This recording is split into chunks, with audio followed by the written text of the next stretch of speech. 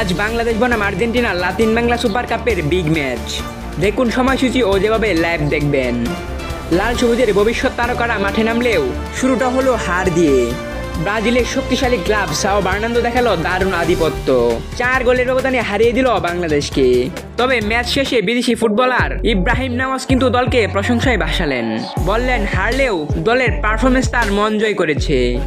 মজার ব্যাপার হচ্ছে এটাই প্রথমবার বাংলাদেশ কোনো লাতিন আমেরিকান টিমের বিপক্ষে এত বড় মঞ্চে খেললো। পুরো স্টেডিয়াম জুড়ে ছিল লাল সবুজ সমর্থকদের উন্মাদনা।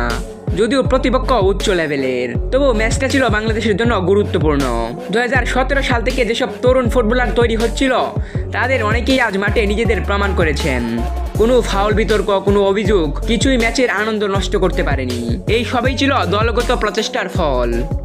ইব্রাহিম নামাজ আরও বলেন, আজকের ম্যাচটা আমাদের জন্য দারুণ অভিজ্ঞতা। প্রথমবার একসাথে খেলে আমরা ভালো ছন্দ পেয়েছি, সামনে আরো ভালো কিছু করার বিশ্বাস আছে। যদিও ব্রাজিল বা আর্জেন্টিনার মতো আগ্রাসী ফুটবলের সামনে বাংলাদেশকে কঠিন পরীক্ষার মধ্য দিয়ে যেতে হবে। তবু সমর্থকদের হৃদয় জুড়ে ছিল গর্ব। বাংলাদেশ লড়াই করেছে, দল হারলেও দর্শক খেলা উপভোগ করেছে। আর এতেই বোঝা যায় লাল সবুজ ফুটবল উন্নতির পথে এগোচ্ছে। এবার সামনে আরো বড় চ্যালেঞ্জ। আজ 8 ডিসেম্বর বাংলাদেশ মুখোমুখি হবে আর্জেন্টিনা ক্লাব আতলেটিকো চার্লোনের বিপক্ষে। চলুন দেখে নিই ম্যাচটি সরাসরি যেভাবে লাইভ দেখবেন।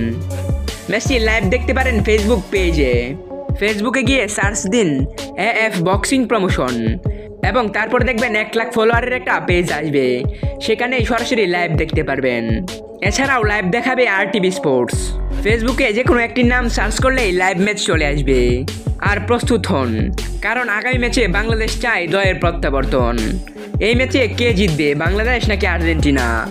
জানিয়ে দিন আপনার মতামত। ধন্যবাদ।